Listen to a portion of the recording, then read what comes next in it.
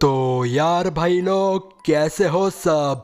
आज की इस वीडियो में हम बात करने वाले हैं demon slayer entertainment district arc के एपिसोड 7 के बारे में, जो कि फाइनली आ चुका है। हाँ भाई, मैं जानता हूँ कि मैं आपको ये बात हर वीडियो में बोलता हूँ और आप लोग सुन सुन के पक गए हो, लेकिन जो न्यू व्यूअर्स होते हैं उनके लिए कहना ज़रूरी होता है। तो अगर आप लोगों ने अभी तक डीमन स्लेयर के पिछले एपिसोड्स या फिर पिछले एक्सप्लेनेशंस नहीं देखे हैं तो आप उसके एक्सप्लेनेशंस को जाके देख सकते हैं, जो कि हमारे चैनल पे अवेलेबल है। अगर आप उनको नहीं देखते हैं तो आपको ये वीडियो समझ में नहीं आएगा। ऑल्सो अगर आप लोगों ने अभी तक हमारे चैनल को सब्सक्राइब नहीं किया है तो आप चैनल को सब्सक्राइब करके वो पास वाले बेल आइकन को भी ऑल पे कर सकते हैं, सो डैट अगर हम फ्यूचर में कोई भी वीडियो डालते हैं तो उसकी नोटिफिकेशन आप तक पहुँच जाएगी। तो बस यार भाई लोग, बहुत हो गई बातें, अब चलते हैं अपने मेन वीडियो की तरफ, लेकिन उसके पहले हमारा इंट्रो लगा लेंगे।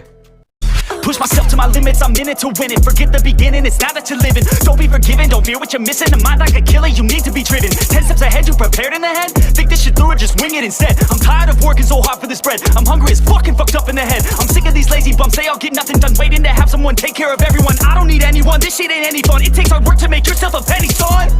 तो जैसा कि हमने demon slayer entertainment district arc के पिछले एपिसोड में देखा था कि नेजुको के फॉर्म के चेंज होने के बाद उसकी जो एबिलिटीज़ हैं वो भी काफ़ी हद तक चेंज हो गई थी फॉर द बेटर।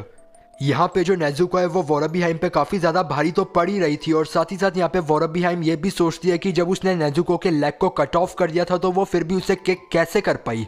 यहाँ पे नेजुको को रोकने के लिए जो वोराबीहाइम होती है वो उसकी बॉडी से उसके नेक को भी कट ऑफ कर देती है, लेकिन जो नेजुको होती है वो अपने ब्लड के थ्रू अपने नेक को वापस से अटैच कर लेती है। और ये देखने के बाद जो वोराबीहाइम है वो काफ़ी ज़्यादा शॉक हो जाती है। अब क्योंकि यहाँ पे वोराबीहाइम ने नेजुको के बॉडी पार्ट्स को इतनी बार कट ऑफ कर दिया है तो उसकी बॉडी में से ब्लड का निकलना तो लाजमी है। इसी वजह से नेजुको की बॉडी से निकल रहा ब्लड जब वोराबीहाइम की बॉडी को टच करता है तो वो सडनली समहाउ फायर कैच कर लेता है, और ये देख के जो वोराबीहाइम होती है वो और भी ज़्यादा शॉक हो जाती है। अब क्योंकि यहाँ पे जो नेजुको है वो वोराबीहाइम को बहुत ही बुरी तरीके से मार रही थी, तो जो वोराबीहाइम है उससे लेट बट एटलीस्ट रियलाइज हो जाता है कि जो नेजुको है वो उससे अपर क्लास की डीमन है। देन यहाँ पे जो नेजुको डीमन की फाइट है वो तो काफ़ी ज़्यादा बढ़िया चल रही होती है, लेकिन यहाँ पे जब वो फाइट करते करते घर में घुस जाते हैं तो वहाँ पे एक ह्यूमन के ब्लड को देख के नेजुको अपने आप को रोक नहीं पाती और उस पर अटैक कर देती है। जैसा कि हम जानते हैं वोराबीहाइम से फाइट करते वक्त जो तांजीरो है वो काफ़ी ज़्यादा एग्जॉस्ट हो गया था, लेकिन यहाँ पे नेजुको की वजह से उसे रेस्ट करने का मौका मिल जाता है, जिसके बाद वो काफ़ी ज़्यादा रिकवर हो जाता है और उसके बाद वो नेजुको को रोकने लग जाता है, क्योंकि वो नहीं चाहता कि नेजुको किसी भी ह्यूमन को हर्ट करे।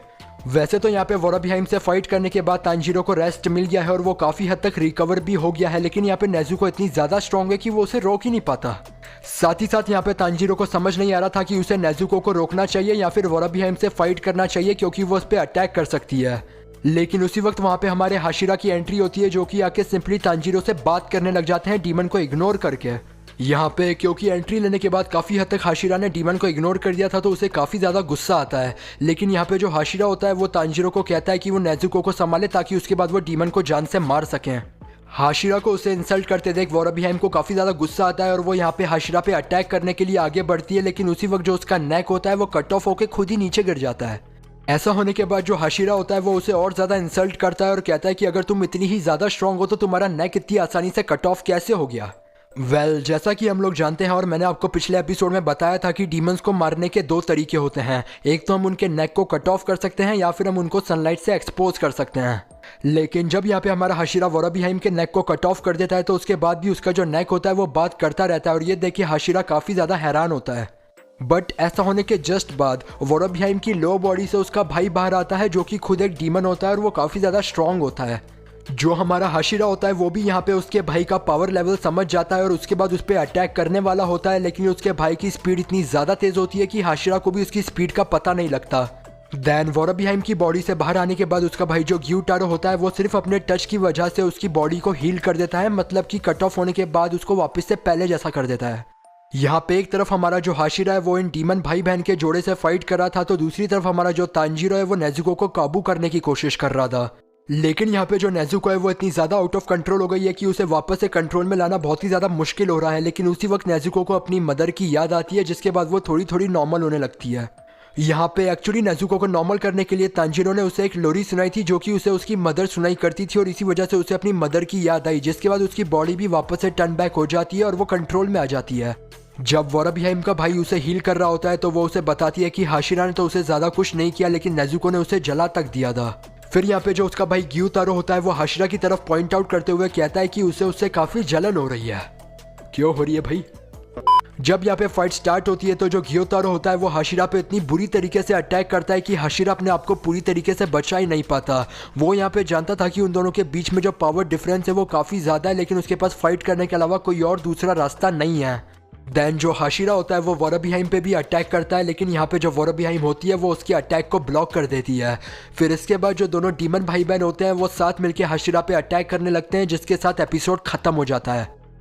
तो बस यार भाई लोग, ये था हमारा demon slayer entertainment district arc season 3 episode 7 का एक्सप्लेनेशन। जो अगला एपिसोड है वो अगले हफ्ते आएगा। अगर आपको ये वीडियो पसंद आया तो आप इस वीडियो को लाइक करो, अपने जैसे और एनिमे फैंस के साथ शेयर करो। अगर आप लोगों ने अभी तक हमारे YouTube चैनल को सब्सक्राइब नहीं करा है तो चैनल को सब्सक्राइब करके वो पास वाले बेल आइकन को ऑल पे ज़रूर कर देना भाई। अगर आप लोग हमसे पर्सनली कनेक्ट करना चाहते हैं तो आप हमारे इंस्टाग्राम हैंडल को फॉलो कर सकते हैं एंड हमारे डिस्कॉर्ड सर्वर को ज्वाइन कर सकते हैं। एंड फाइनली अगर आप लोग हमारे चैनल को फाइनेंशियली सपोर्ट करना चाहते हैं तो आप लोग हमारे चैनल को ज्वाइन करके एक स्पेशल मेंबर बन सकते हैं एंड कुछ एडिशनल बेनिफिट्स पा सकते हैं। तो बस यार भाई, आज के इस एनिमे रिव्यू वीडियो को हम यहीं पे समाप्त कर देते हैं और हम मिलेंगे अपने अगले वीडियो में। तब तक के लिए बाय।